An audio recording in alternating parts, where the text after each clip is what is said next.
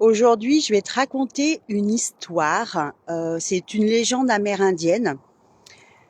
C'est un vieux sage d'une tribu chériquois.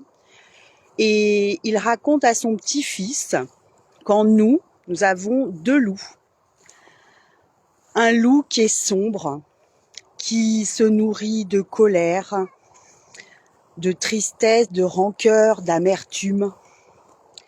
Et puis, on a un loup qui, lui, est lumineux et il se nourrit d'amour, de paix, de joie.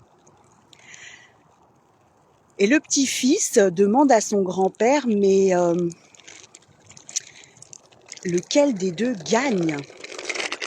Et le grand-père lui explique que ces deux loups symbolisent nos émotions et nos pensées.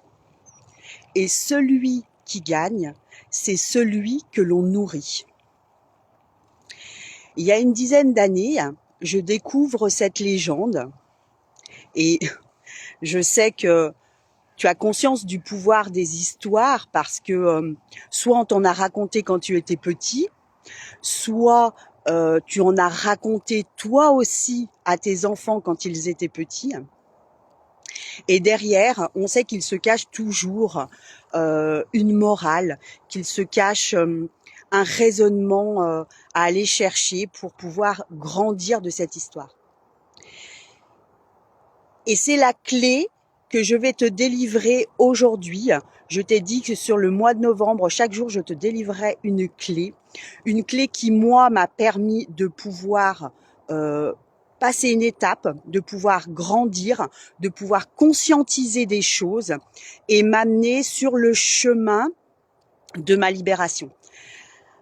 Alors, je m'adresse aux femmes qui sont en quête de reconnexion, ces femmes qui cherchent de l'authenticité, ces femmes qui en ont marre, ces femmes qui aimeraient tellement crier « Non, foutez-moi la paix !»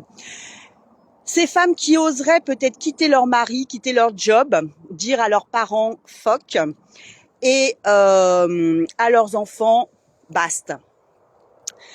C'est à ces femmes que je m'adresse. Et je sais très bien de quoi je parle parce que j'ai été cette femme. J'ai été cette femme et je me plaisais pas. Je me plaisais pas déjà à moi, mais je ne plaisais pas aux autres. Et ce qui était le plus désagréable, c'était tout ce que je pouvais ressentir à l'intérieur de moi. C'est comme si j'étais enfermée en moi-même. Et j'avais tellement ce désir de vouloir aller chercher la solution à l'extérieur pour pouvoir enfin me libérer, que quand j'ai entendu cette légende, j'ai compris que la solution était en moi. Elle est là, la clé.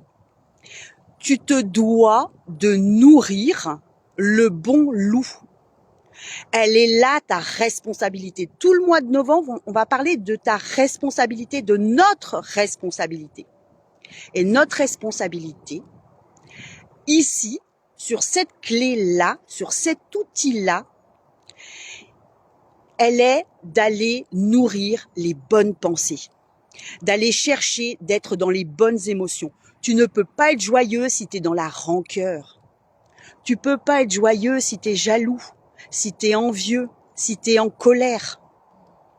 Alors évidemment, toutes ces émotions, elles sont légitimes, elles sont là pour t'informer, elles sont là pour te donner des pistes de réflexion.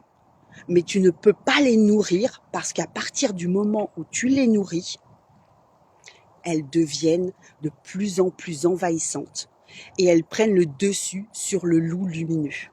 Tu oublies même les petits moments joyeux dans ta journée parce que tu ne te focuses que sur ce loup sombre et triste et colérique.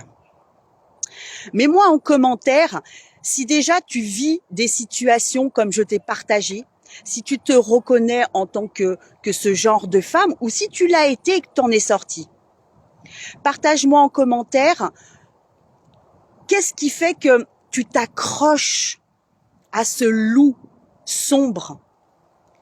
Est-ce que tu as peur que si tu le laisses, tu sois pas en capacité de nourrir l'autre loup? Est-ce que tu as peur que tu découvres que tu es une autre personne joyeuse, gaie, et que tu n'as jamais été cette personne-là et que tu sais même pas comment aller la chercher, comment la faire vivre, comment l'incarner?